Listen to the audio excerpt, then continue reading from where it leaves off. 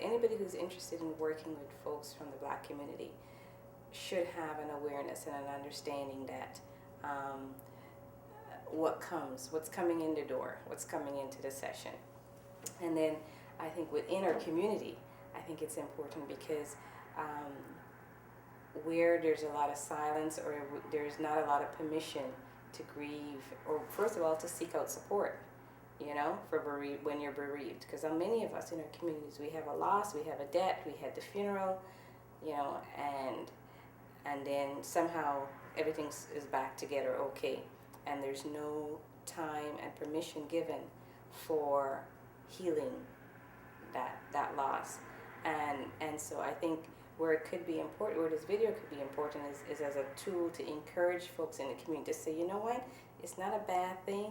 It's not a reflection on your mental state or your ability to cope and function if you're seeking out grief and bereavement support. It's very important that you know that it's okay to ask for help and to seek out help.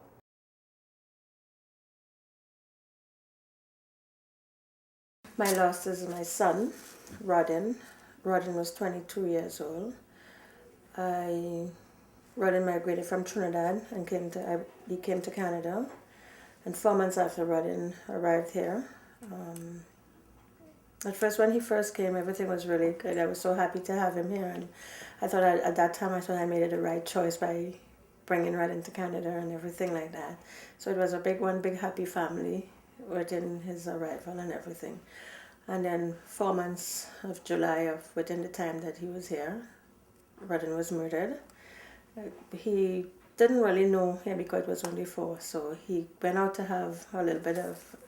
He was out with his friends and my sister and thing like that, and trying to find him. First of all, he was a child who really wanted to explore in Canada here, and that was one of the places he wanted to know that he can travel on his own and go from point A to point B and everything like that. So he went out to this place that night to have at a club to have a little bit of fun, and next thing you know, I got this phone call like 3 a.m. that my son was shot, and within the results to that,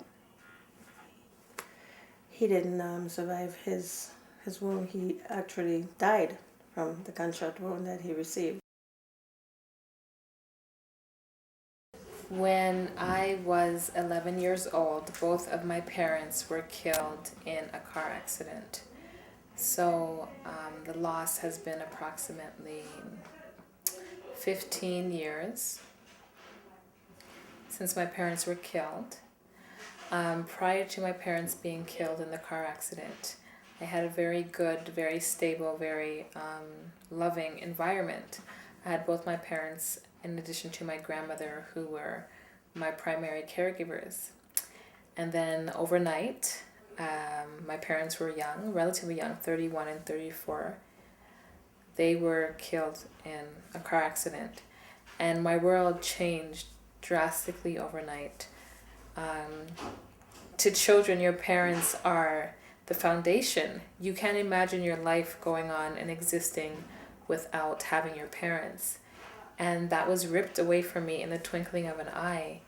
And I remember when I heard the news that I just wanted to be with my mom. I just wanted to be with my dad. So the thing that kept resonating with me was that I wanted to kill myself, because at that time I felt that is the only way that I will be able to be with my mom and dad again. That's the only way that I will be able to be safe and okay again, is to kill myself. I remember the day the phone call came to the house, and I was anxiously awaiting for my parents to come home, because I knew they went away for the long weekend, and I was expecting them to be home on the Monday. And so I was really, really excited, because I was supposed to get all these new clothes because they went away to the States to go shopping. And then we got this phone call, and I was at home with my grandmother, because like I said before, I was raised by 3 parents, my mother, my father, and my grandmother. And my grandmother just started to cry, And that was really, really strange to me because I've never seen or heard my grandmother cry outside of praying. So when she is crying, she's praying. And so I went downstairs and she was just taking information and just weeping and weeping and weeping. And then she came off the phone, and the first thing she did was she started to pray. Just pray for strength. And she was just praying and praying and praying. And then she got up and she said to me, "Baby, I'm sorry to tell you this, but your mom and dad were killed in a car accident." And so immediately I was broken. I was crushed. I felt extremely... I can't even put words to describe the pain that I felt and the pain that I still do feel. And so I thought at that time, in order to rid myself of the pain of losing my mom and dad and to be with them again, that I should kill myself. And that would be the only way for me to feel whole again, feel as if I had that sense of stability again, was to kill myself, because I had thought at that age that that would bring me back to a place of happiness, of not feeling and experiencing the instantaneous pain that I had felt, that I was not supposed to feel, that was imposed upon me because someone was a negligent driver. So yeah, that was my response. Actually, 10 years ago, my husband passed away from cancer. He was a healthy, went to the doctor, never knew anything was wrong with him. And just went one day and found out he had cancer. And he lasted for about 6 months. And it's been really hard because I had 2 young kids. I had a son who was 2 and I had a daughter who was 5. So it was very devastating for me and the children. He was a great father. He was always there with the children. He took them to the daycare. He did chores at home. He changed diapers. He was a great father and a great husband. So having all that taken away from me and the children was very difficult. So I'm just trying to move on now, trying to do as best as I can.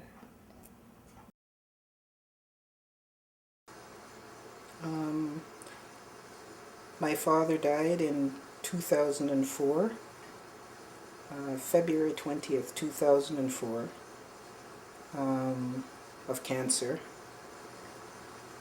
He was 84 years old. I was 54 years old. And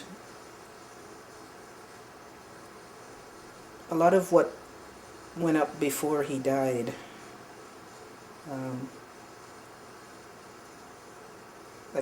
he died at home with the family. My brothers, my mother, we were all there. And prior to his death, the month before, it was really a time of him coming to peace and doing the things that were necessary before he died. And mostly he was really concerned about who would look after his wife, my mom. So he made a lot of arrangements around that. And the main thing around the loss for me is that I'm the only girl in a family with 3 brothers. And with my dad, I was always daddy's girl. And as a friend once said to me after her father died, it's like I feel like I'm nobody's little girl anymore. And that's what I miss. I miss my dad because of that.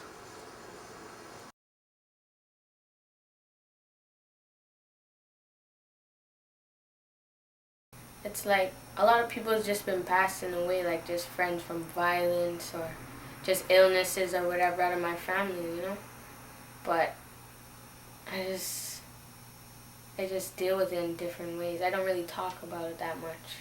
just listen to my music and stuff and just think about the times when I knew them and stuff like that. Now that I was a single parent, I had no time to look up services. Was there anything all I was thinking is, how do I provide for these children now that I'm alone? So I had to do what I had to do. I went to work and back home, and then I had to deal with the grief. So I tried a support group. I went to the support group, and I was the only Black person there.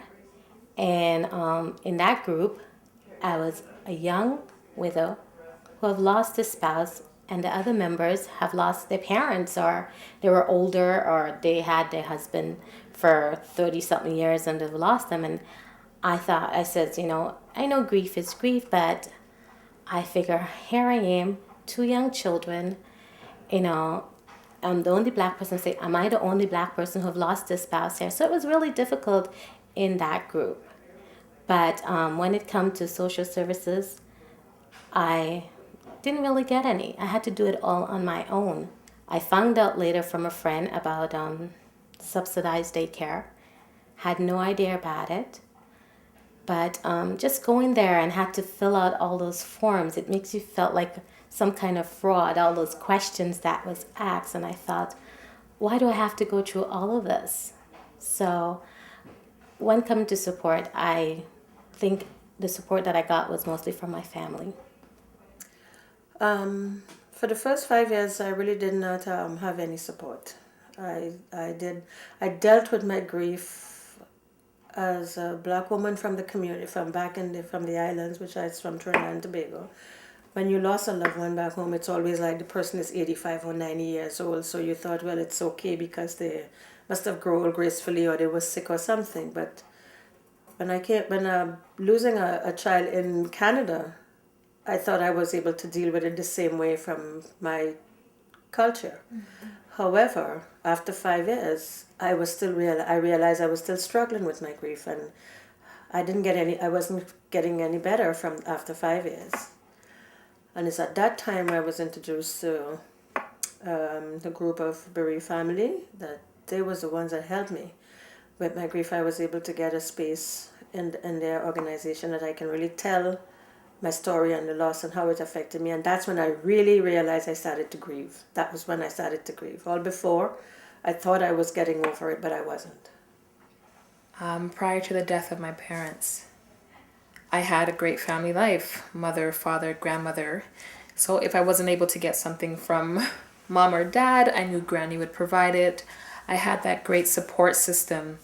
I never felt alone. I never felt like I didn't have someone to go and talk to, because we didn't have the money or the social networks to really find out what services were available to us. We had to seek out services that were free, and so I did. My grandmother didn't because she was too busy working, and my brother didn't because he just didn't agree to doing those type of things. So I did, but what I found was when I went to a group, I was in a group of kids my age who had lost, their parents.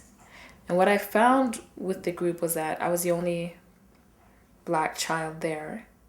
And I was the only one who had such a traumatic loss, in the sense that the rest of the kids in the group either had one parent still alive, or both parents alive, but one was sick, and so they were anticipating their death.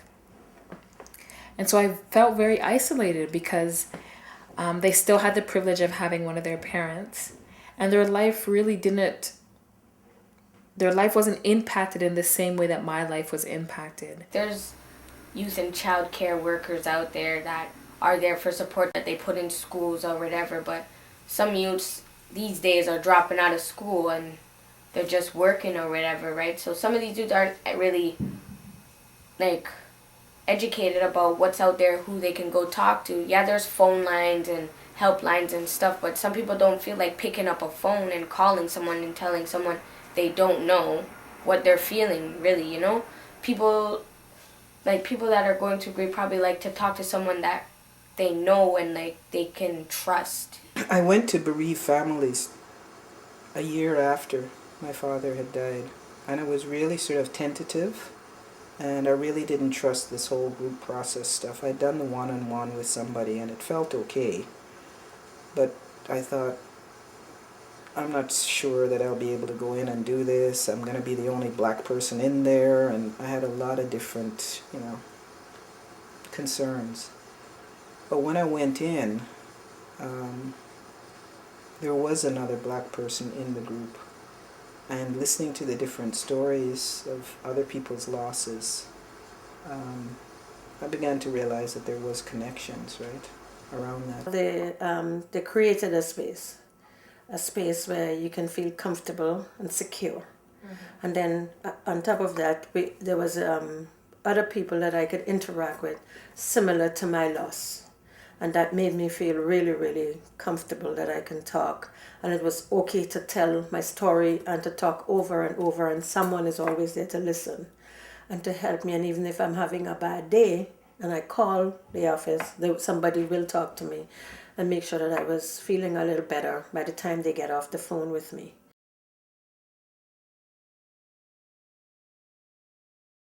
We couldn't do anything out of the ordinary, like for relaxation, to buy something, or you want to say, okay, after he was being here, after 5 years, we can buy a house, we can do something in that department. But because of my finance, having to take care of his funeral expenses, every penny that I have, I had to put down to pay his funeral expenses for like 8 or 9 months down the road after I buried him.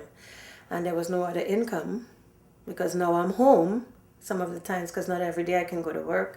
Through his loss, it would affect my job. I wasn't performing properly on my work, so I had to stay home and deal with my loss, my grief and everything before I can go into my workplace and do what I have to do and to perform properly. So it affected me in a lot of different ways, financially, and my family.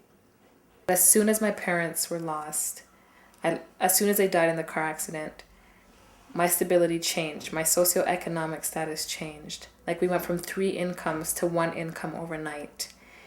And that was extremely devastating and extremely hard, because the changes happened instantaneously overnight.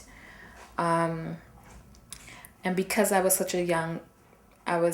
young when it happened, and my brother was also so young, my grandmother had to take a lot of time off work to take care of us. And so her employment wasn't too understanding to the bereavement issues that resulted as a result of the loss of my parents. And so she was laid off. And then she had to take work as a domestic worker just to support the family.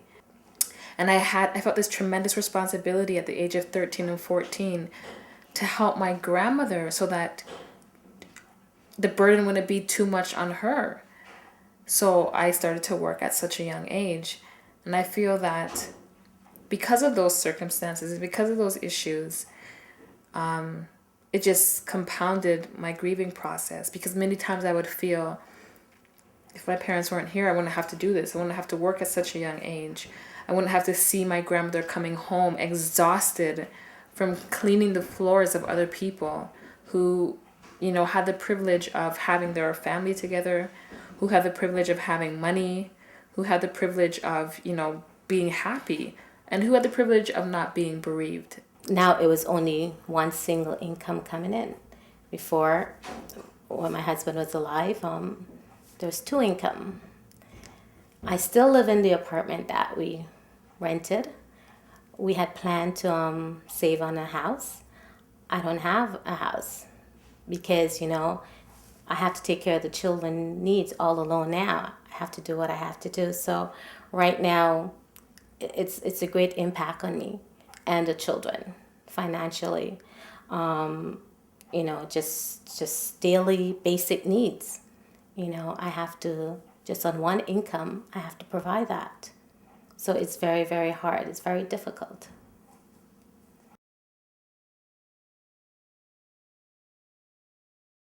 Last year, grade 11, beginning of the year, it was one of my friends, he passed away. And then to deal with that and going to school, it was kind of hard still. And then like 2-3 weeks later, one of our hall monitors out of our school, Modern Park, he passed away from an illness. So it was hard because dealing with my friend's loss and then someone we know in school that helps us go to class, like a hall monitor, he passes away. Our school tried to help us through that. Like our principals, we told her I would talk to her and tell her what's going on because I wouldn't go to class or whatever, and so she started getting worried about me. But they tried to bring people into the school and help us, but it didn't really work. And then on my birthday, my great aunt passed away on my birthday, so that's when I just went downhill because it was someone on my family that I really loved. So I took it way worse than that, and then plus all the grief from my friend and then the next guy that passed away, so it was a lot, right? So it was hard, to deal with it. I had my family and my friends. I didn't really talk to nobody about only certain people I trust, like my cousin or one of my aunts. I would just talk to and tell them how I'm feeling. Those are people I can turn to and lean on their shoulder and cry to, but I didn't really express all my emotions to everyone. I didn't let everyone know what was going on inside me, right? And my experience with grief is when my great aunt passed away on my birthday. And the way I took it was stressful still because that was my best friend. And it was hard to deal with because it was so fast. Didn't get to say goodbye or nothing. And it's I had support from my family and everything and my friends. But it was there was still something that I couldn't tell people what I was feeling or nothing. I only talked to certain people. But to this day, it's still hard to deal with the grief still because it's still in my heart.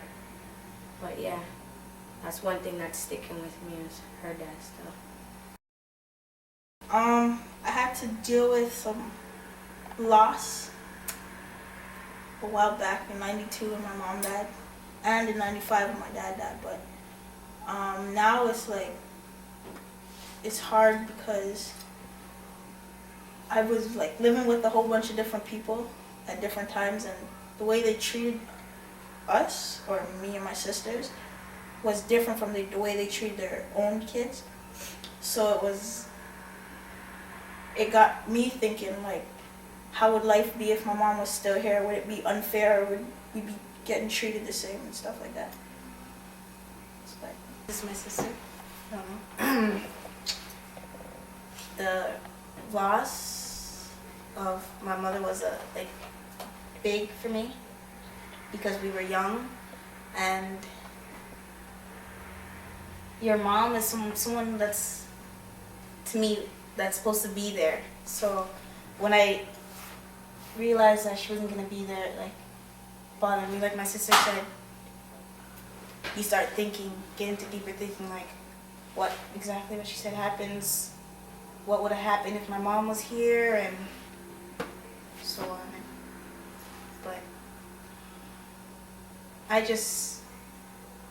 I find it difficult to take my mind off of it. All the time I think about it. And I was just wondering if you had any suggestions or anything that can help me. What do you do, if you guys don't mind me asking? Mm-hmm. What do you do to Get your mind off of it. yeah.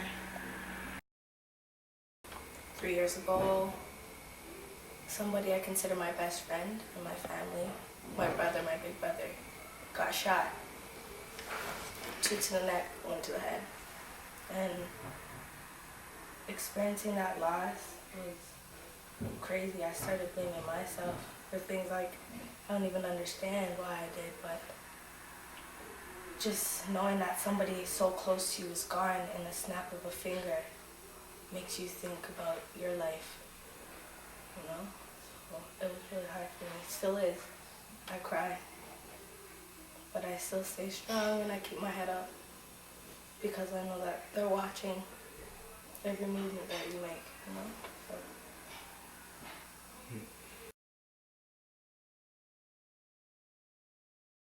I listen to music. Depends. Like, I like all different type of music, you know. It depends on the mood I'm in. If I'm in a sad mood, I'll play like some slow jams, some oldies or whatever, you know. Depends on my mood. But like other friends I know, they would write. They like write what they're feeling. They write about their day, write like rhymes, songs, whatever, you know. Well, I write because I don't trust anybody. Well, like, I don't trust a lot of people. And I write because I know that, like, when I write it, I see it on paper. I read it over. It's like reading a storybook. And I read it over and over. And I'm like, is this true? Sometimes. Most of the time, yeah. And it's like, it's in a book, so it's okay. Nobody else is seeing it. Some people do allow other people to read their writings, and if people read them, it's like, oh my gosh, where did this come from? It's just like pouring out all the anger and hatred of your heart and then your thoughts. Yeah. And in a way, that's kind of like talking to somebody, except you don't really get a response. You just tell them and you get everything off your chest. And I think writing, to me, is better than talking. And you can keep your own writing in your own little spot. I don't write. I don't like to write still. I just like listen to my music. Through the music, and I mean, sometimes the dancing, because that's what I do. Like, I'll put on music and I'll dance, and when I dance, then I can feel. So, I don't know, music has been good for me.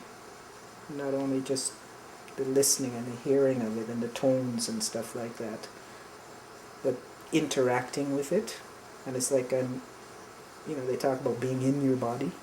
Well, it feels like that's a way of me not numbing out and not avoiding. I actually can feel when I can feel myself. And ritual is also important, because I've done stuff for myself. Like, I have a picture of my dad. One of my favorites. It was from in Saudi Arabia when I'd been out there with him. I can remember going to the desert. We'd gone to and that picture was taken then, but it was a really nice day. And so I like that picture of Bradley. I keep that one by my bedside. My wall here is just of my family. Pictures of me and my family. From like my father, my cousins in the States. Little pictures of me and my sister when we first went to Trinidad. My little brother, my little sister, my older sister. Pictures of, Tupac and all them. A drawing. Bone Thugs and Harmony. Of my girls at school, my boys. Most of these pictures are from just like Christmas, birthdays, like summertime, Labor Day. This is just a little altar that I have in my room of a Buddha, my teddy bear from my granny when I was a baby, a Bible from when I was young, picture of my stepdad, my mommy and my sister, a prayer that I'm going to get on a tattoo. This is the next little altar. There was more stuff on this altar, but my mom trying to like fix it up still, but I didn't tell her to. But it's just a picture of my great aunt, one of my cousins. She lives in Washington. My boy Drew, like stuff from my aunt that belonged to my aunt. A flower from her funeral, pictures, a picture of Aaliyah. She passed on too, so I like that. I liked her singing and everything. I got my music set up over here. And my next little altar. This is my boy Drew. His mom made it. It's a backpack. There's this picture on it. I got posters everywhere. A collage me and my cousins made for my Auntie Natalie for her funeral and her viewing. My great aunt passed away on my birthday. And then people that are like positive in the world today. Queen Latifah, Muhammad Ali. I don't know really about Lady Saw, but she does some rugged music. And my cousin, Socrates. My picture my aunt gave me, my great aunt. Martin Luther King. These are my aunts who passed away. These are her certificates. because she was a nurse, so it's like her nursing certificates from Newfoundland and Guyana. Spider Jones, Tukey Williams, he's gone too. They executed him. Martin Luther King, I Have a Dream speech, Julie Black, Toronto born, and Layla Ali. And that's about it. That's my room.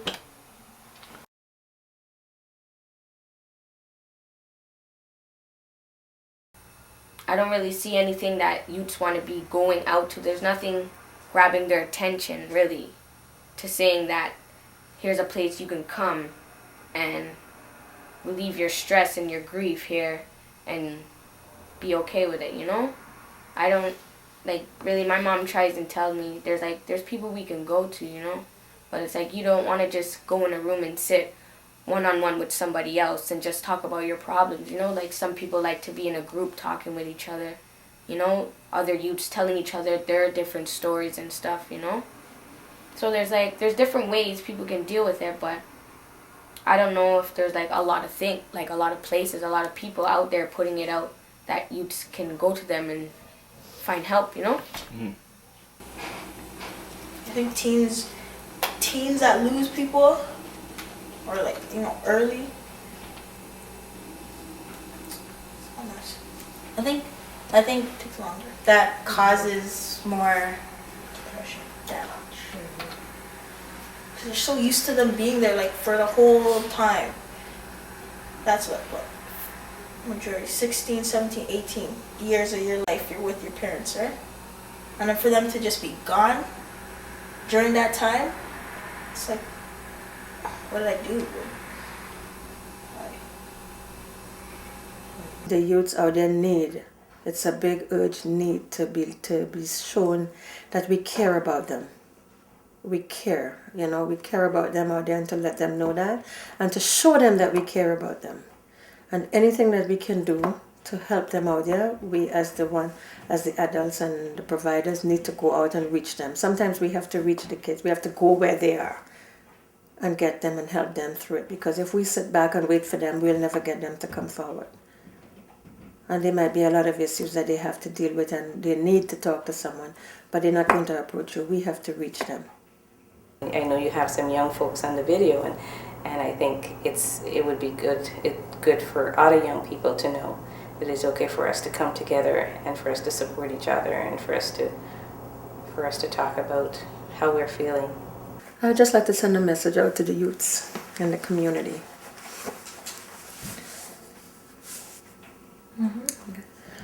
Violence, I would like to, the messages are circling around violence and how the violence is really actually winning in our community.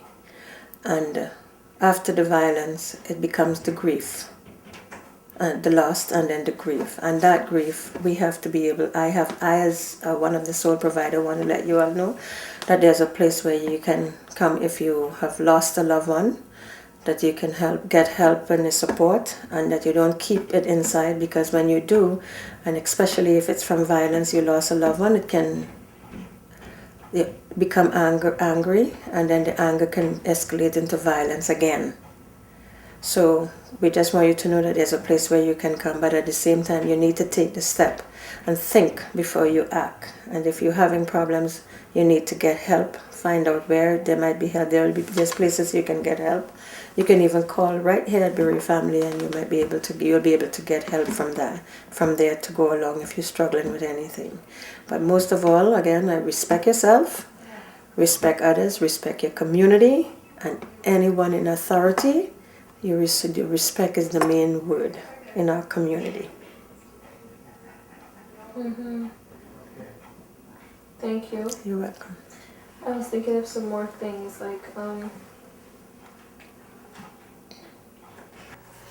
I think that, so talking about it is one thing. Offer kids opportunity to create to do a creative outlet. So, you know, some folks might want to rap, drop some lyrics, as they would say, or write poems, or, draw something, or, dance, martial arts, taekwondo, um, anything that would get them, getting it out of their systems, because grief impacts us not just mentally and emotionally in our hearts, but also in our bodies. And so, we have a lot of children who are walking around with pain, young people, back pain and headaches and, whatever, right? And I think some of it is the somatized. We just, the pain is in our bones and is in their being, their physical being. And so any activity that helps them to express that out, to help them to maybe act out or draw or sing what they might not be able to say with words.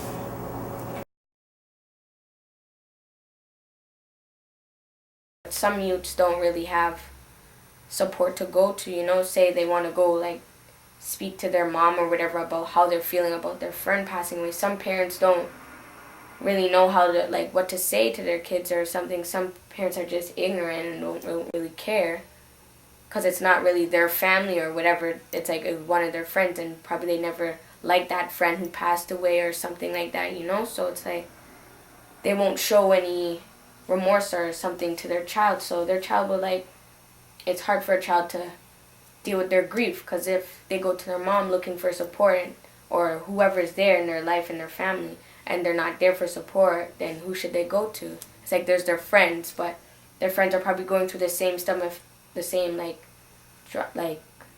same stuff they're going through.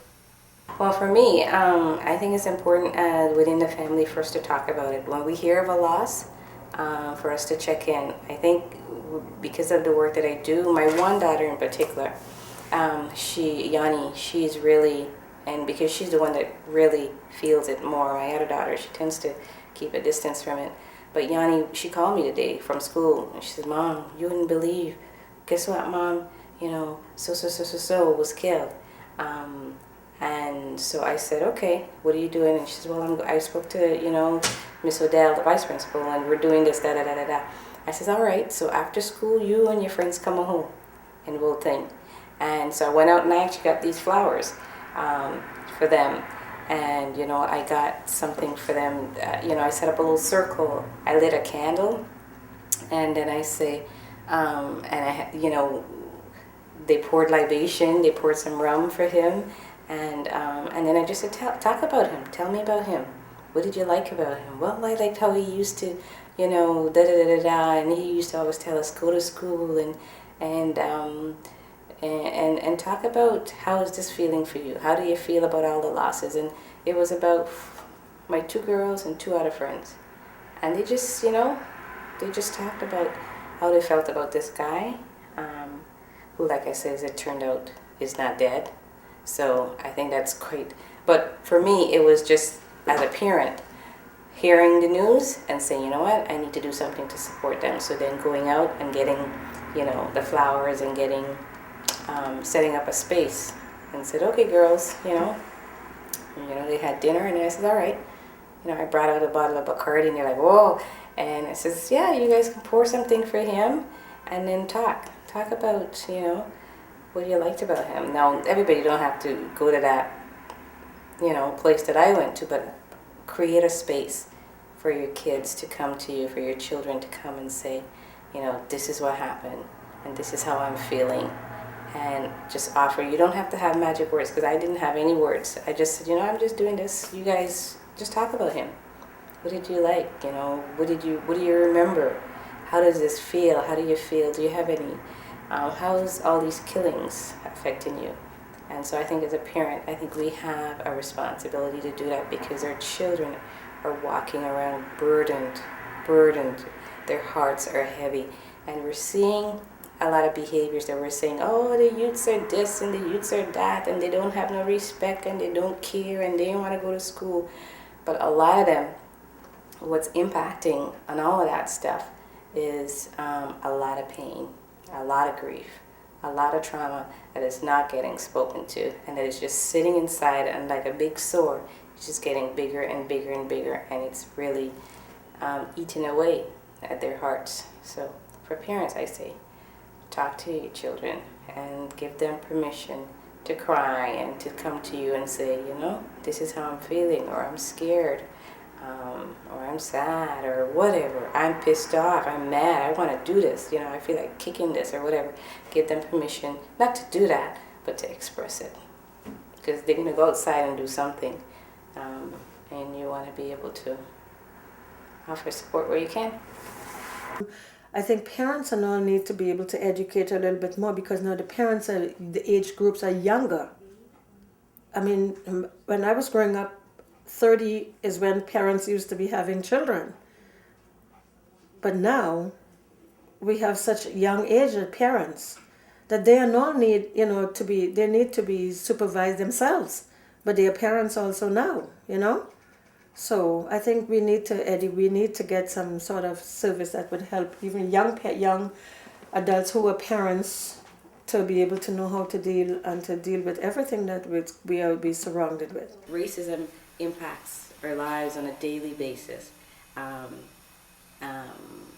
and the messages that we internalize from those experiences, or the messages that we internalize from going way back to how we were raised and how the people who raised us related to trauma and loss. But it's just that, what, I need to know now as a mom who's dealing with children who are dealing with a lot of loss of friends and stuff like that, that I have to be mindful that I don't pass on the messages that I got about, well, she shouldn't have been in that place, or she shouldn't have been doing that, because then my kids are going to get the message that, oh my goodness, this whole thing about duality and good, bad, and right, wrong, which, has no place when we're dealing with grief and when we're dealing with loss. It's a life lived, somebody that we loved, irrespective of what life they live.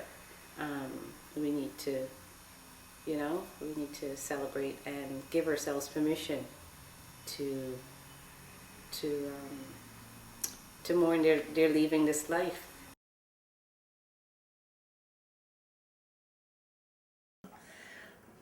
From there on, it had changed my life, my family life, and up to this day, I struggle to continue my life without him, but it's different now, because I'm the same person. I'm his mother, and I'll always be, and I'm proud to be his mom, even though he's. But my life is not the same, and my family life is not the same. It has changed us dramatically from that tragic. I think even now, still to this day, it impacts my family negatively. My grandmother is the one now who I have to take care of, and she is my responsibility, because her daughter is not here anymore to ensure that she is well taken care of and that her needs are met. My mom was my grandmother's firstborn child, and so financially it's like I'm responsible for my grandmother, and I feel that it's my obligation, and I have to do it because my mother is not here to do it. So the responsibilities that my mother had, I feel they were bestowed upon me as a result of her death. Because each member of the family has such an important and distinct role that when it's taken away, it's really hard to put the pieces back together. This man snapped. He's like, you know what the worst weapon is in the world? And he's like, what? It's like your tongue. He's like, okay. He's like, no, for real, your tongue is your worst weapon. And he's like, okay. It's true though. Because the things like some of the stuff my grandma said, I know she doesn't mean it, but gosh. It hurts after. Gosh. And that's another example of family putting like pressure on you and making the situation worse. You'd think your family would be there for you all the time, because you're family. But sometimes they're the ones that make things worse. It's like, I don't know how to explain it properly, but I know what I mean. It's like, family will be like, okay, whenever you need me, I'll be there, but when you really need them, they're nowhere to be found sometimes, and you have nobody to talk to. It's the same with friends. When your close friends tell you, whenever you need me, call me or something. You trust them, and then when you really need them, they're not there. When they were actually taking my father's body out at the house, I remember at one point, all my brothers and my mother, we just did a group hug, and it was like everybody sobbed. And that's the only time that I saw my brothers cry. But we cried together, and we actually made noise when we cried. It wasn't just tears, it was actually like deep, when you sob and stuff. It's funny, it's hard to even make eye contact when I talk about this. I feel so sorry. Yeah, this is, it's difficult. I don't know whether I feel like I'm not entitled to be doing this, or I don't know. With friends and family to a certain extent, and it's just sort of like going over the memories, or now they'll say, like I do something and be like, oh, that's a Bradley. That's a Bradley moment, And it's nice to have that, just somebody that knows and, knows the perks and stuff, right?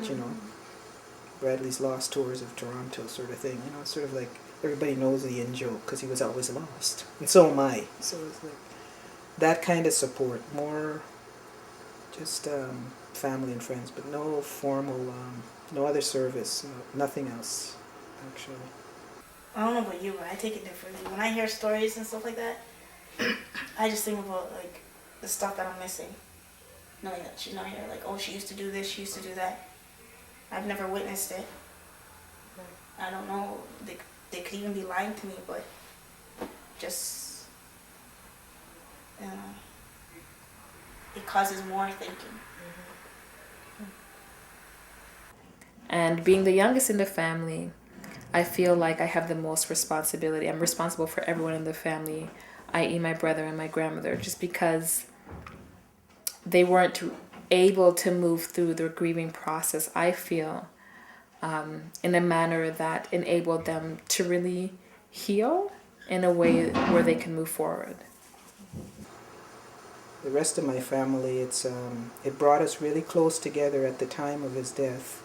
And then after that, I feel like it's been a shattering. One brother was sort of raging. And me, I was just exhausted.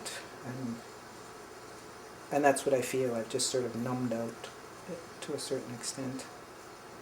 And another brother was sort of the spiritual connection. And he kind of held us together and has tried to. And my mom has also to a certain extent. But I feel like the family is really, it's been really impacted. And a lot of it is because we don't talk. We don't talk. Different people take it different ways. Like with me and my sister right here, it's different. It's the same thing we're going through, but it's a lot different. Like, she's more willing. Emotional. Yeah, she's more willing and like to talk about stuff, whereas me, I just don't want to hear it. It's been huge for my mother. Because they were married, I don't know, 60 years or something like that. So it's been huge. But my mom is she's very strong and very dignified. And a lot of her grief is by herself. I'm actually the only one that she really sort of cries with. And that's because I provoke it. I go over and put on the old tunes that they used to sing to. And we dance around and we sing and we cry. Or we listen to old hymns that she and my dad used to sing and stuff like that. Because they'd sit around and they'd sing. Because my mom is legally blind, right? And so she misses him a lot. And that was her life partner. And that's the only person, that she knows. And then I seen how the impact of the loss of my parents had on my brother. So for me, it was like I felt I had to bring meaning to my life, meaning to the things that I was doing at such a young age. So I had to work. I had to be this super great student. I had to excel. I couldn't mess up because I would be putting my parents' name to shame. And then my brother, it was like it affected him differently. He just took a different route. He became very introverted, and he got caught up into the wrong crowd. And I feel like it's because we didn't have the space to grieve fully as a family. There were organizations that came in to try and take my brother and I away from my grandmother. That compounded our grieving process. And the fact that we had to survive. It's like no one respected the fact that we had a major loss. Me and my brother had a major loss. The family had a major loss. And they just didn't let us grieve. They just didn't let us do what we had to do. It's like we immediately had to go into this survival mode. And so I think that is distinct within the Black community.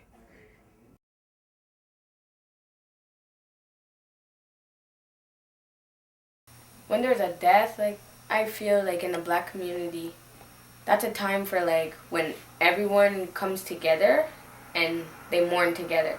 Like, you could say, like, at a funeral or something, you would see people you haven't seen in so long at that funeral, and it's like, you can say it's kind of weird, or there's a purpose for that funeral that everyone had to come together for that reason, you know?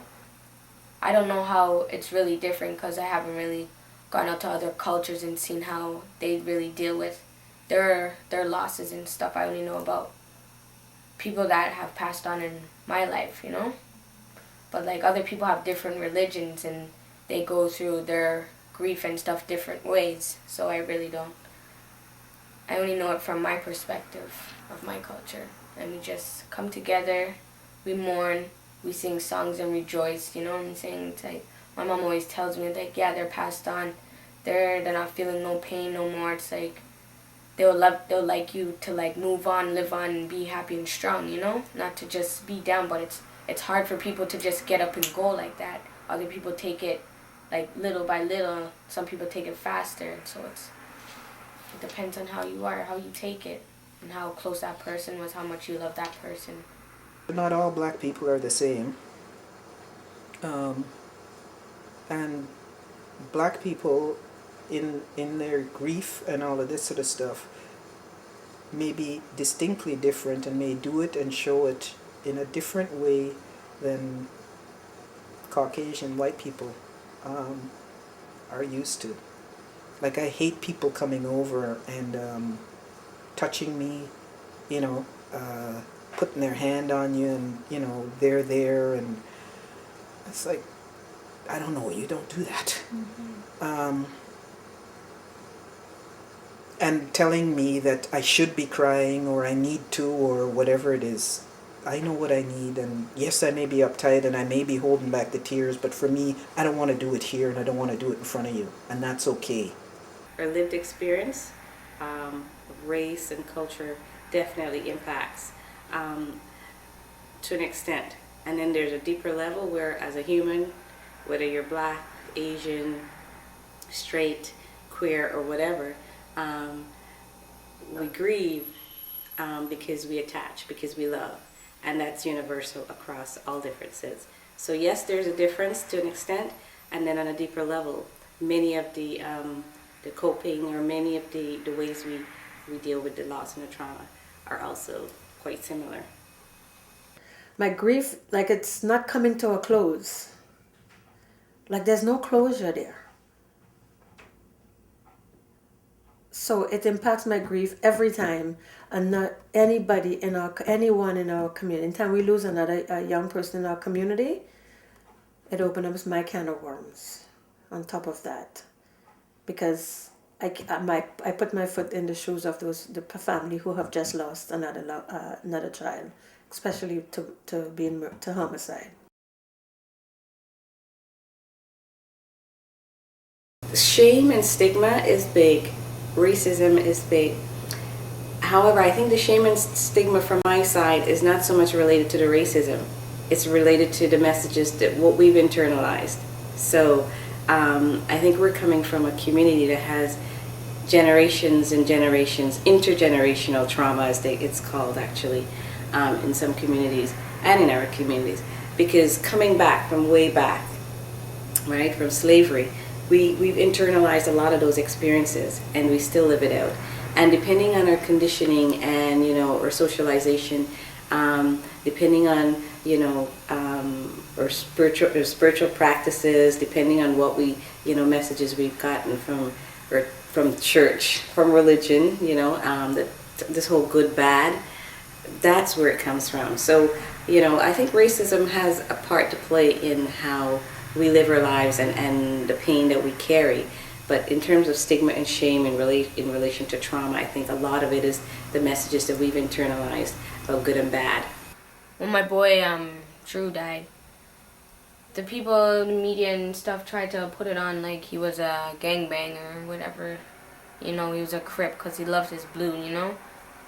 But that was the only thing, so it's like they tried to use that against his case, or like for his mom, the police and the courts, whatever. They tried to make it look like he was like a gangbanger and a bad guy. Like he was like nothing compared to that. Yeah, he wore his blue, he repped his blue flag, but Drew, he was a sweet person, a kind-hearted guy. He wouldn't like let anyone like disrespect a woman in his presence.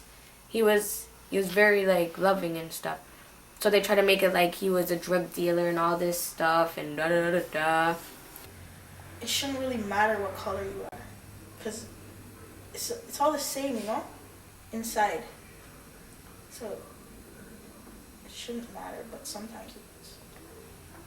But I see it in the news of all the guys that are getting killed these days. It's like mostly gang related. So when a young male passes away, gets shot, killed, whatever, and he's black, they're gonna first think he was into selling drugs or in a gang or whatever, you know? Because these days that's all they're seeing is black men just dying over whatever, stabbing each other over whatever, you know what I'm saying? So it's like people are very quick to say that and judge them, saying, oh yeah, he was this, he was involved in this, he was involved in this, that's why he got shot, whatever. Sometimes that's not even the case. The person that could be like shot could be getting his education in college or whatever, be a young black male dressed nice, like whatever, but he could get killed and they could think that he's a drug dealer or whatever, you know. But it's like people only just use what they hear and what they see, you know, off BT, whatever, you know what I'm saying? They see all these guys, drug dealers, whatever, if they see all the bling bling, whatever, so they think they're into selling drugs or whatever, you know what I'm saying? But not everybody's like that down here. Not everyone is like that. People have dreams and goals just like everybody else in the world, you know? The first thing I heard was when my son was murdered, is that, oh, he must have been involved in a gang, or he must have been doing drugs, or he just came up here and yeah, he got himself all mixed up. And hearing that, I had to actually come to the forefront and protect my son and his character, because now he cannot help him. He can't say anything for himself. So I had to come to the forefront and clear his character in that department and to make sure I get it right. But I still struggle with that, because whenever I say to anyone about I lost my son, he was murdered, I get this sort of, okay, how was he murdered? Was he mixed up in something? And I always have to keep protecting that. I was even faced one day asking, when I told someone about my story about how my son was murdered, I was asked what was his street name. And I thought, street name? What do you know? So right there, that was a stigma for me, and my son, because right away they're saying that he belongs to a gang, so he has a street name, you know. And that was hard for me to deal with. And I still feel that way right now. I feel a lot uncomfortable, even though that's one of the ways that helped me with my grieving is talking about my son and how I lost him and everything and how his losing him affected me. But I also have to protect his character up to this day. Every time I talk about my son, which I love to, there's always this negative question that comes behind. Was he in a gang? Or was he in drugs? Or was he mixed up in anything? As a young black man, and like I said, he was 22 years old. So the minute I started to talk about my son, somebody would ask that question. And then I have to always repeatedly find myself defending his character at that time. And I am very uncomfortable with that up to this present time, because it still happens to me.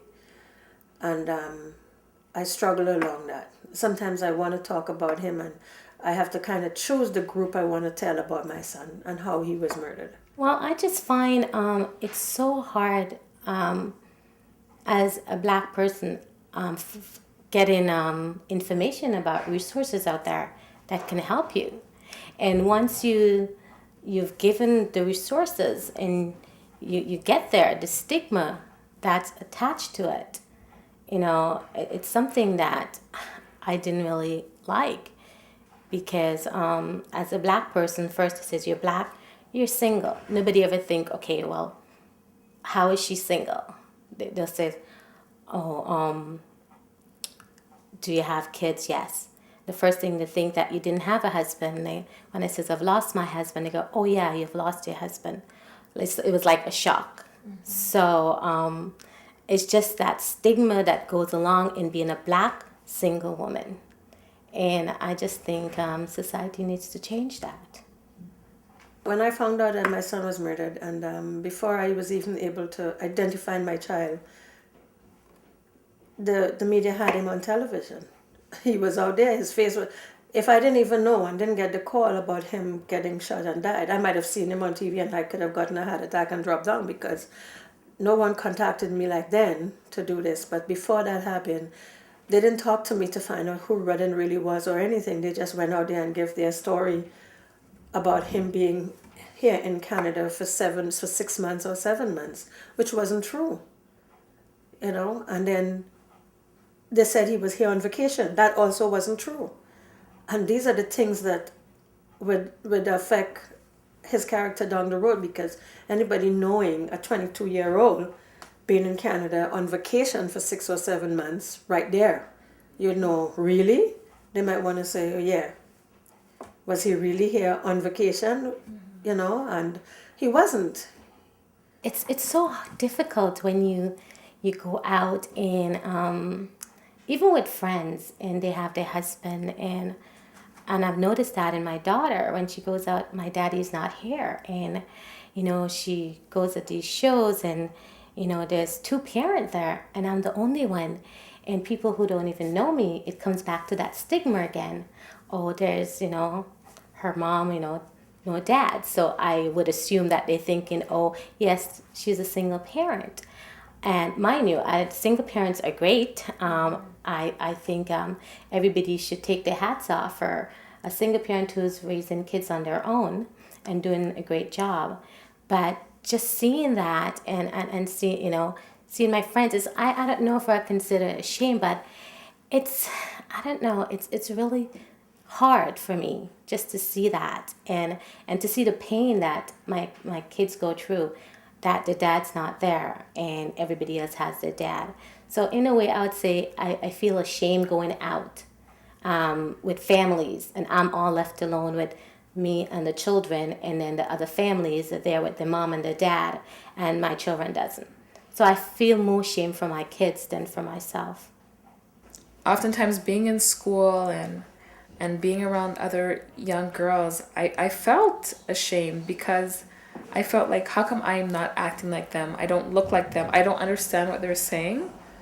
It was weird to me being in my skin as a young woman when I didn't have someone to look up to and to show me how to walk in my skin as a young black woman, and how to take care of myself, and just how to be just how to be a young woman. So the shame was that I felt like I didn't fit in because I didn't have a mom to teach me how to be a lady or how to be a young woman or how to be, how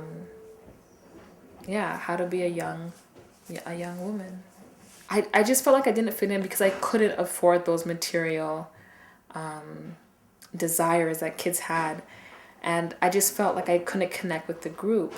So even though it was a service to help me through my bereavement, it actually highlighted the fact that I was different. It highlighted the fact that my issues were different as a result of the loss of my parents. So I'm thinking about HIV. Let's think about someone or a family that is dealing with someone who was diagnosed with HIV and lived, developed into AIDS, progressed, got sick, and died.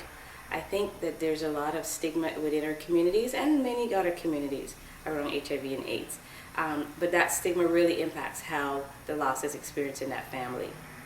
And depending on that family's level of comfort with HIV and AIDS, or depending on if there's AIDS phobia, how they deal with the person as they're dying, how they respond, how the whole funeral unfolds, and what happens after the funeral is affected. So, for instance,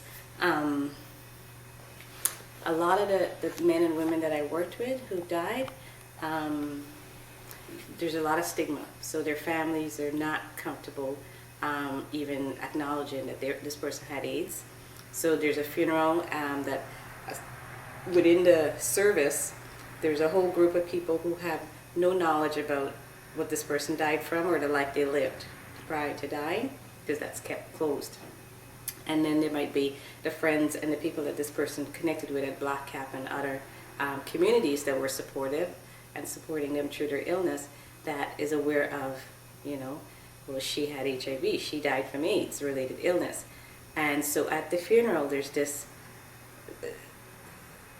thing that happens where the ritual, the funeral, which should be a ritual that allows us to celebrate their life in the full and richness that it was, is not happening in the way that it should, because there's a silence, and there's a silence in one aspect, and then there's another group that is like feeling, well, come on, this is not who we knew, or this is not feeling like this person, this is not the person that I knew, that I'm hearing about from this side over here that is wanting to keep the secret.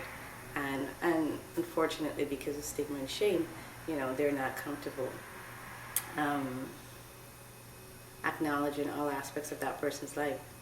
So that's one of the things that I see we dealt with a lot at Black Cap. And then there were other families who were very open and who were very supportive of their loved one as they were living with HIV, as they progressed to AIDS.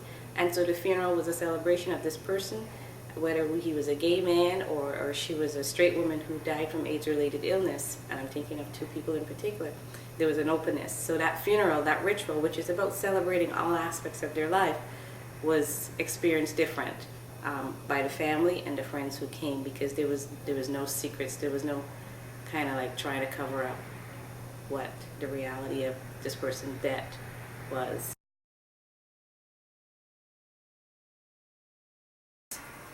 The older guys and all the girls, they take it different ways. The guys take it like more differently than the girls. Say it was like one of their brethren, one of their guys that passed away, like they'll take it a totally different way than a girl would, because that's his friend. They chill together and everything, so it's like they'll feel that they were gonna have to like go and like revenge his life or whatever, go get revenge on whoever did that to him.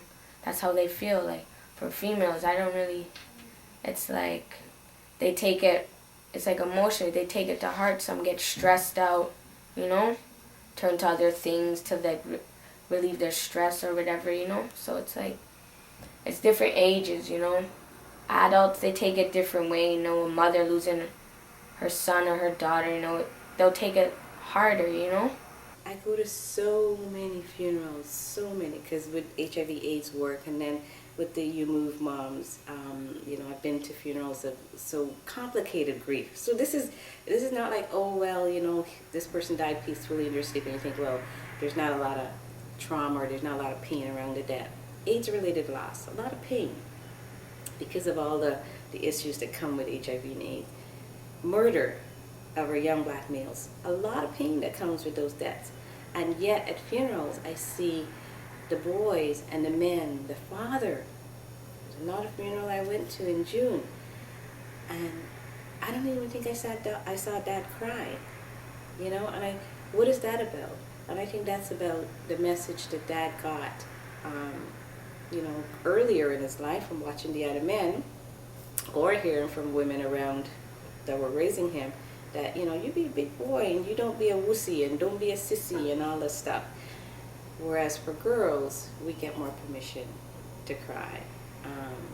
And although there's that song, Big Girls Don't Cry, so we can only cry to a certain point, and actually a lot of us too as women now are kind of have shut down because of a lot of experiences. So we too have cut it off. So it seems like up to a certain age, it's okay, but then at a point, whether you're male or female, it's like, all right, you know, that's enough. And I remember being at my cousin's funeral. So this is also about how we internalize messages, and how grief is experienced differently, even in families. So this is years ago, about 10 years now, in New York, my cousin, and when they were putting his body into the ground, my aunt, not his mom, his auntie, she was getting ready to start to wail, because you know how we do this thing when the body goes down, it's like this is into the ground, it's like the last time I'm gonna see this person. And people who might have been holding it together, that's the time when everything busts loose and people are ready to throw themselves in the hole and whatever. And my Auntie Elsie, she was getting ready to do a big wail, and his mom, my Aunt Eula, she went like, don't you do that, or something like that, but what basically was saying like, not here. Which is, that's how she's been conditioned, that's how she messages, she's internalized, keep it together. Whereas my Auntie Elsie, and that is actually my Auntie Elsie, I hope they don't see this video, but anyhow, my Auntie Elsie is one who's how she lives her life is how she grieves, very expressive, and everyone was like, no. And so it happens even in our community of women, where depending on what we were told, that's how we're going to grieve. And for the men, definitely, you don't see a lot of expression. Actually, my father's, he was well revered, and because he had converted to Islam, and he was buried as a Muslim person, the time between his death and the actual burial was very fast. So he died on the Friday and he was buried on the Sunday. It wasn't so much shame, but there was anger for me because of the way in which the Muslim service goes. I felt like I didn't have a way to sort of like publicly acknowledge or say, this is my dad and I'll be missing him. The ceremony itself, is like about 15 minutes. It's not like, 3 hours or an hour or anything like that. There's no long eulogies, it's just quick. And then when they go from the mosque now to the gravesite, I was told that as a woman who is not married, I would need to be accompanied by a male to go to the gravesite. And I was told that even my nephew, who is like 6 years old, right, and male, could walk with me to the gravesite, but I, a grown woman of 54 years old, could not walk up unaccompanied to say goodbye to my dad. So I was so livid that in fact I didn't go. And there's a part of me that misses that. My brother took a camera, he had a digital camera, and I did see some of it, like after.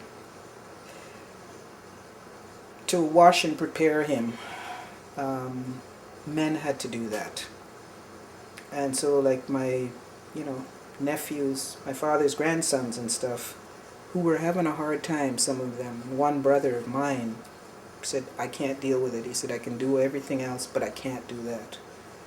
So, I mean, it was all taken care of and it was done. But I was saying, like, I would like to have done that, I remember that I had gone into the room when he had died and stuff, and it was me who closed his eyes, right? And another aunt from New York. So, I mean, I had my farewells, but I guess maybe just in the formal ritual part, those practices weren't really very inclusive of me, and it hurt. It made me angry. I really think that age and the type of loss is also, like, as a black person, black woman, is important. For me, a lot of anger, not at the loss that my dad is gone or whatever it is. It's just that was what I was left with. That was, and maybe it was because of the whole ritual or whatever it is that I had all that anger and stuff. But I see a lot of other women, or talk with other women, and they have that too. And this idea of sort of, you have to be strong, and you can't show, you can't really show what you're feeling because it's weak. It's weak to cry and display all of this. And there's sort of almost like there's a time for grieving. So you've got like, maybe a month or something like that, if that amount of time, and then you should be all cried out. You should be over it and move on. And what happens to me is, because I'm sort of like not showing a lot of emotion or whatever on my face, the assumption is that you don't feel anything, or you're not feeling anything. Inside, I'm dying. But you're not going to tell that from my facial expression when I'm out there. Because when I'm out there in the world, I got to put on the face to meet the faces I meet.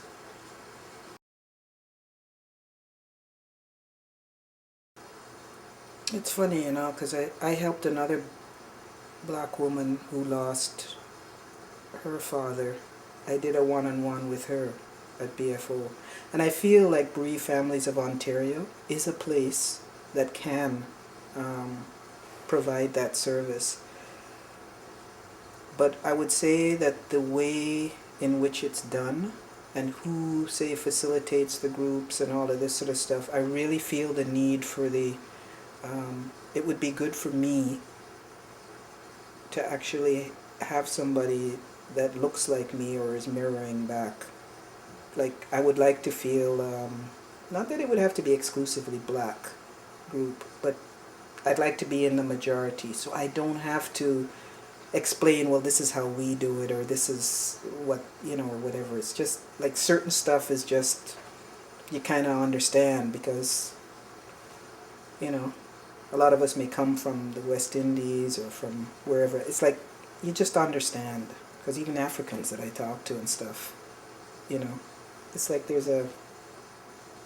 we're coming from different cultures, but there's kind of a basic kind of a thing that's the same. So what I would tell social workers, or anybody who's working with someone who's bereaved from the black community, is, because I see it a lot at these sessions or training, people come and they want a checklist, right? So that they can then go back and use their checklist when they're supporting someone from the black community. There's no checklist. It's like, recognize that, even within the black community, we come, as I said, with a lot of different experiences, a lot of different ways of being and coping in our lives. And so you can't use a cookie cutter formula for everybody that's going to walk through your door. I would say receive the person, check in with the individual and get a little bit about who they are, and really come from a place of wanting to help this individual, and not reach for your book of, or your checklist that is, okay, I need to do this with this person, and this with that person, and this with that person, because you know, you're not gonna really make a difference. The service providers out there needs to know, coming from a mother who had suffered the loss of a child to violence, is that we need to be out there. We need to be active. We need to interact, communicate with our young people. Let them know that they're being loved. Let them know that we are there for them. And everybody needs to look out, because at one time it was a community used to raise a child, not just a parent. And I think we need more of that, looking out for our children in the community and sending out positive messages and giving them the good advice, encouraging them that life is valuable. And first, most of all, they have to be able to respect themselves and respect others. The school makes or sets up like appointments for social workers. But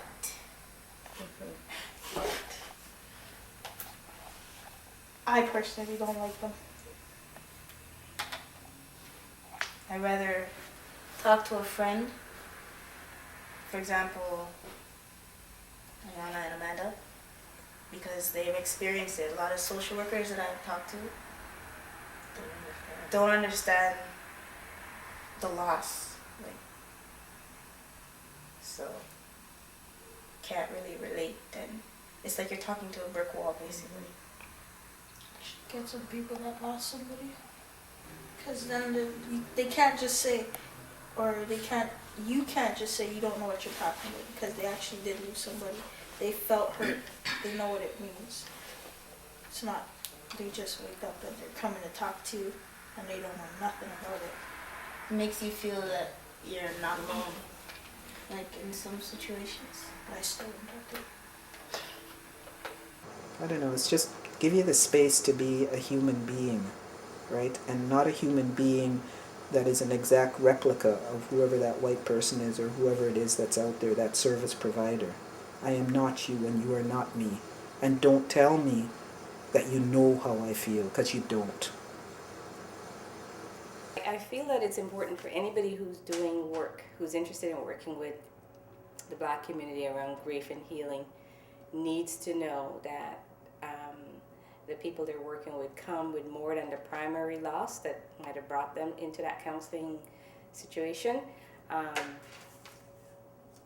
Slavery and the whole experience of being taken from our land and losing our language and our connection to who we were before we got here.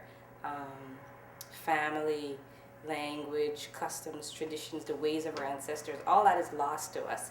And I think that's a big lost piece and a big legacy that we bring forward, and that impacts us in present time. So I think it's important for anybody who's doing this work to know that the person sitting in front of them also comes with that loss that is kind of like ingrained in their DNA, in our DNA. You know, grief work is about taking care of the heart. And if you come in with a checklist, you're taking care of a head, you know, and you know, that person you might feel like at the end of the session they got something or you did some work, but really, did you really attend to their heart in that whatever brief time you had to support them? And how do you take care of someone's heart?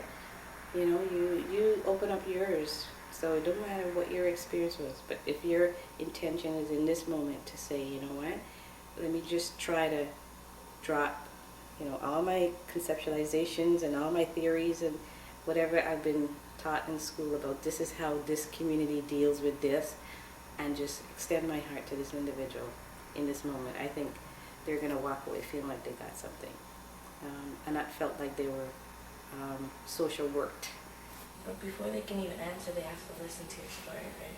Yeah. Listen to what they have to say before you start trying to fix their problem with the stuff you know, like trying to use your knowledge and be like, okay, this is what I'm gonna do for you because you're going through this time. No, you gotta listen to what the youth's going through first, you know? Sometimes, like in my old school, where they wanted you to like tell them your stories and stuff, they had you write it down in a journal form, right? And I used to complain, like, why you guys want to know all this, you know? I don't want to tell you. why do you guys keep, want to know? And then it's like they just keep going. You still don't want to tell them. And then somebody like her goes and talks to them. And then they look at you like, why didn't you want to tell me? I could have helped you. And no, you can't help me. You don't know nothing. There's nothing they can do about it. That's the past, and yeah, you can't change the past, but you can change the future. And it's just kind of upsetting when they keep asking, what can I do? What can I do? Can I do this for you? Can I do it? There's nothing you can do. The person's gone already. There's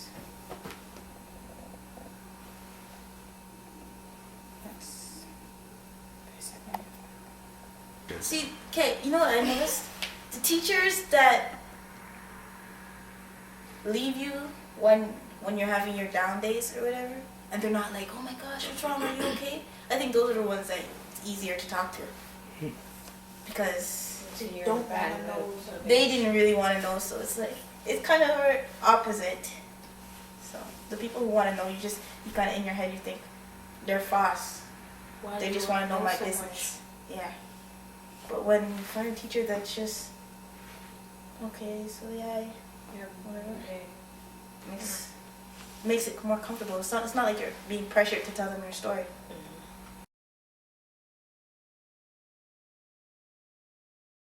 Moving on, is the family is still the same, but our lives are different because one of the family members is missing, and because of him being murdered. So that is something, and it will never be the same for us anymore.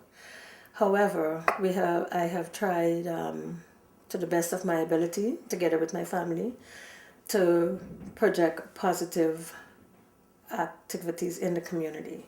So I tell my story to people, to family members who have experienced a loss like ours, and together with my family, we all get together and we look at everything from a positive side. Well, holidays, I remember my dad a lot. Because holidays, they trot out a lot of family and a lot of, hype around that. So I remember and I miss him. So this time of the year, as it's getting closer and stuff, I find, and it's good maybe doing this, because then I remember, why it is that I feel kind of sad, just a low level kind of sad, an emptiness. It's sort of like and there's times too that, like I see a man on the subway or something, and just a flash or a glance, and I'm thinking, whoa, it looks like my dad. Still, I mean, I'm still doing that. It's 2 years later, right?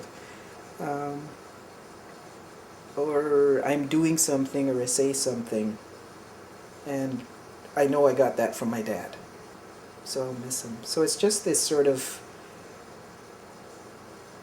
I don't know, just knowing he's not there. And mostly with my father, people talk about unconditional love. And I think that was what I always got from my dad.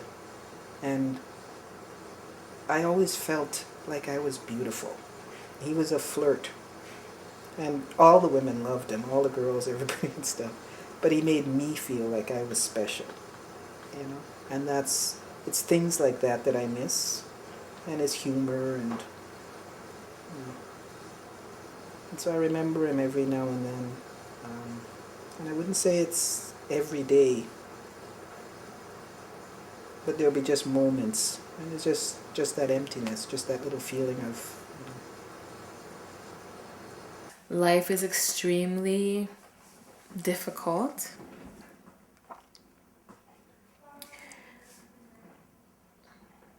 Because even though it's been so long since my loss, it's been 15 years,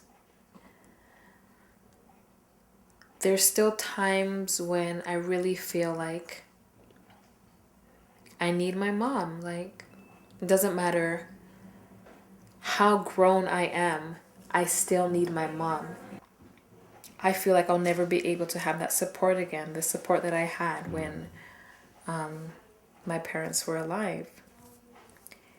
So I guess it's just about chewing on that and swallowing it and digesting it in a way that is comfortable for me, knowing that I really am on my own.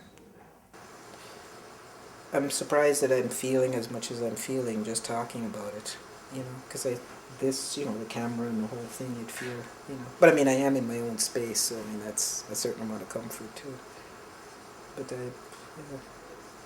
and I'd been sort of preparing beforehand, and stuff like that, but still talking, really just recounting or whatever it is and just remembering, I feel myself almost like really choked up, Mm-hmm. So I'm going to have a miserable day, guys. No. Nah. Life and death is so connected. I mean, it's fluid from one to the next, from one moment to the next. But how we live our life is how we're going to grieve. We're not going to grieve any different. So if we were the kind of person who was like, keep it together and don't do the, when we're dealing with death and loss, that's probably what will happen. The other thing that I think is key and that affects how we grieve is how whatever experiences we have that we kind of have suppressed. So let's say we've had a lot of loss in our lives, and we never give ourselves permission to let it out, to express it. When we are dealing with a current loss, and there's a saying that new losses resurrect old losses. And so sometimes when somebody's weeping and wailing and you're thinking, oh boy, but they're crying for all the other losses and all the other traumas and all the other pain that they might have experienced, that within this death experience or this loss experience, it kind of comes back up to the surface. Dealing with grief is hard for youth. I could say that because I've been through it, Past year, you can say 5-6 people has just passed away from my life, And that's everyone in my family are just friends. So it's hard for you to deal with that stuff, Some people I knew closer than others, but you still feel that grief that they're gone, they're not living. And you can't do nothing about it. You can't say goodbye to them or nothing, You just gotta live on and do what you gotta do to survive, but it's kind of hard because at times you think about that person and then you just fall back into everything you feel and stress or whatever, It was being angry and rebelling. I'm angry, but I don't think I'm I think I'm more caring about that. You start giving up. Yeah, kind of.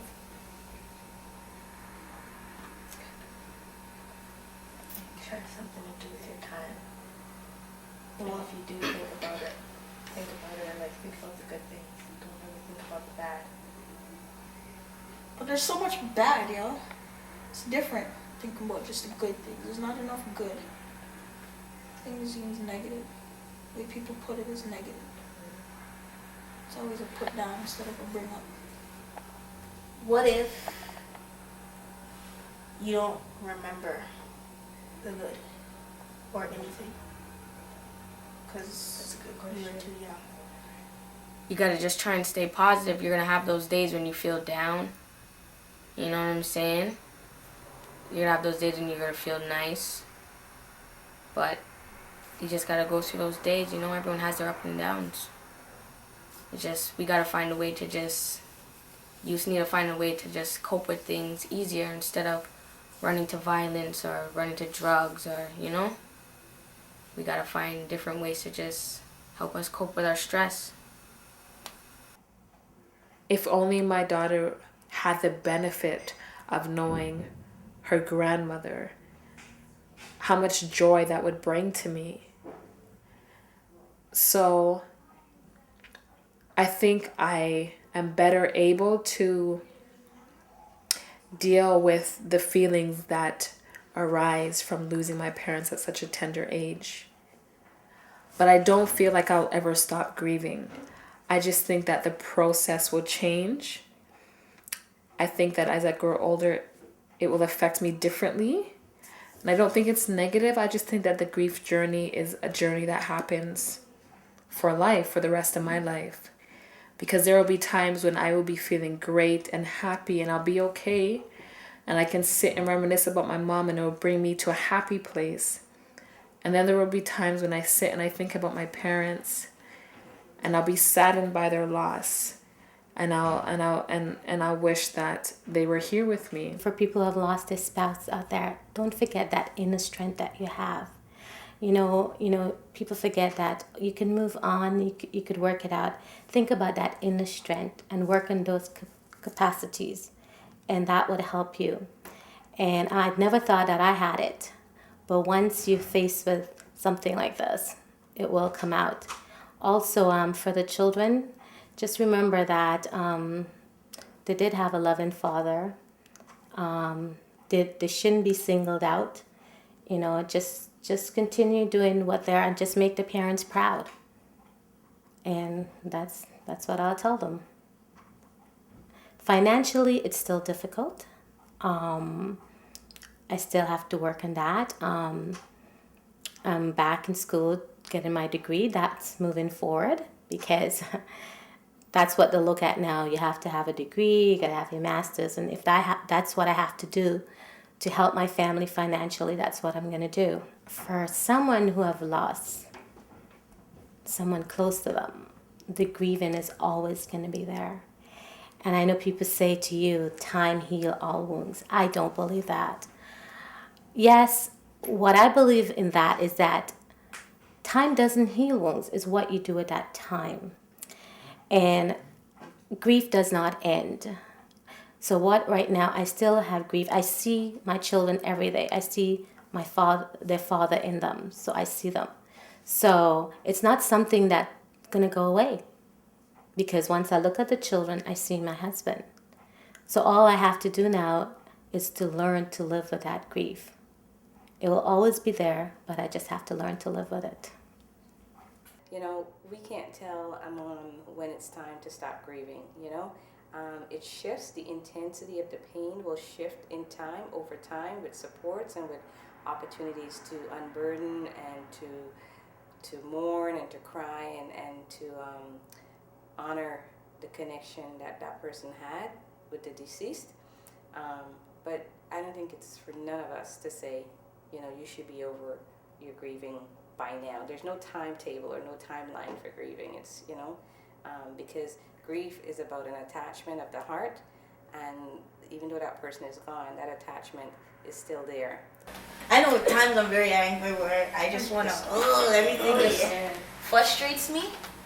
Then you just want to give up and just Forget everything, everyone. Goodbye. You know? Well, I'm lucky these 2 weeks because I have a weight train. I can punch the bag.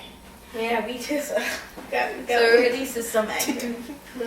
But yeah, anger is a big thing in with this, because either anger towards yourself, like you said, you blame yourself or whatever, but sometimes even towards other people. Yeah.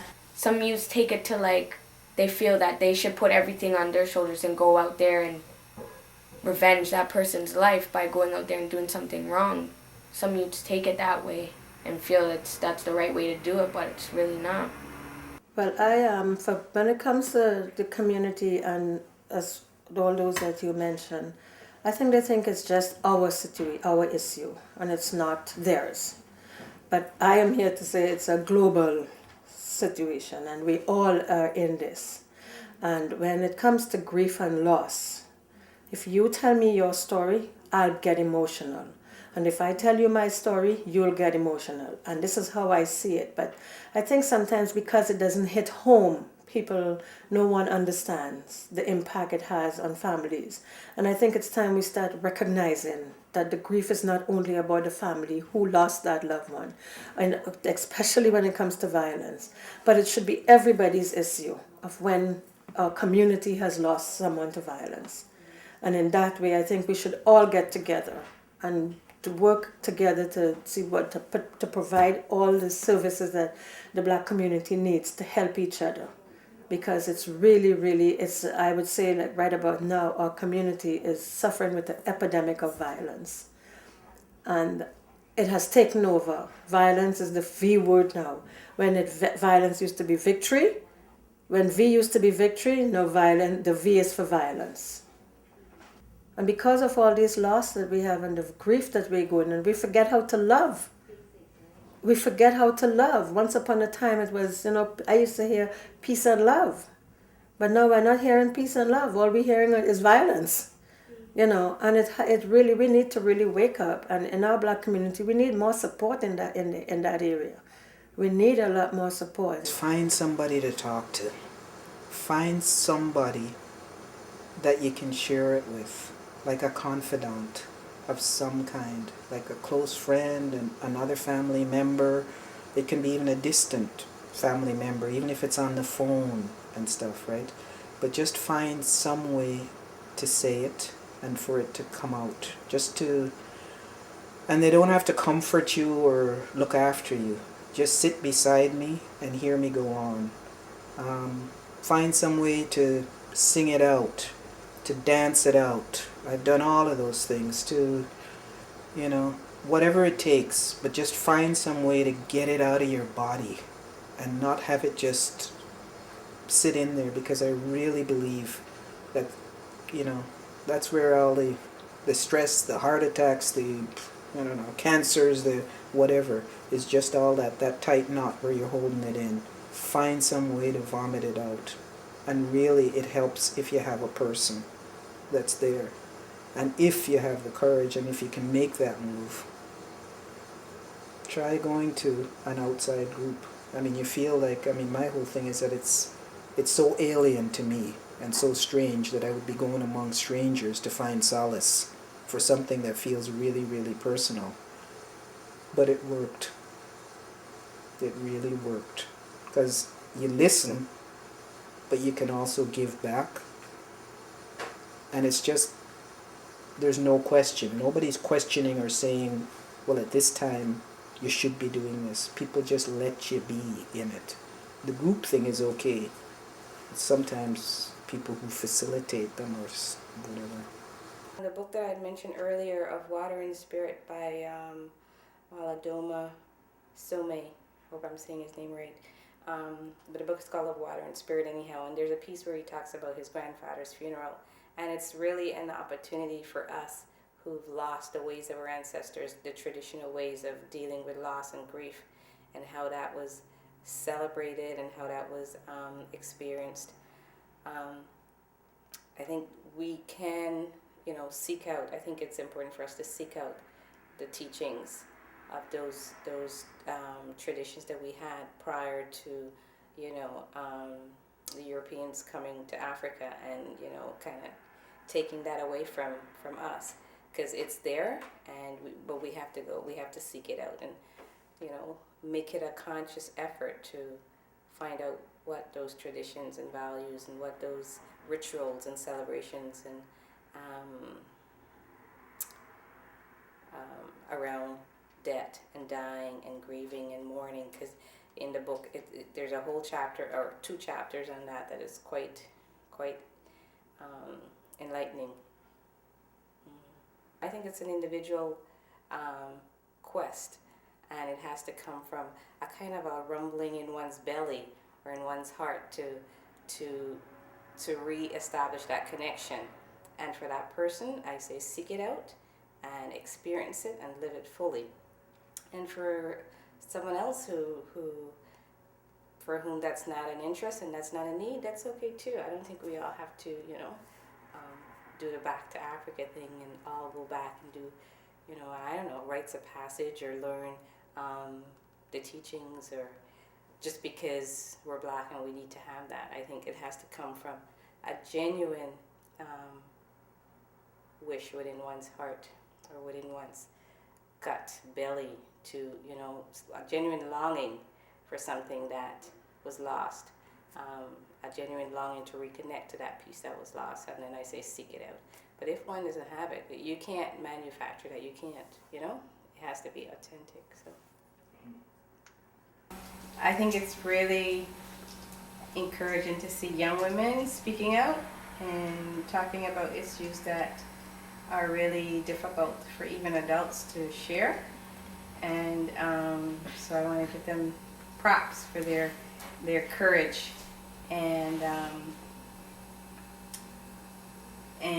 one of the things that I know is that in sharing our stories and being able to speak about the things that pains us, that's like the road to healing and moving forward well.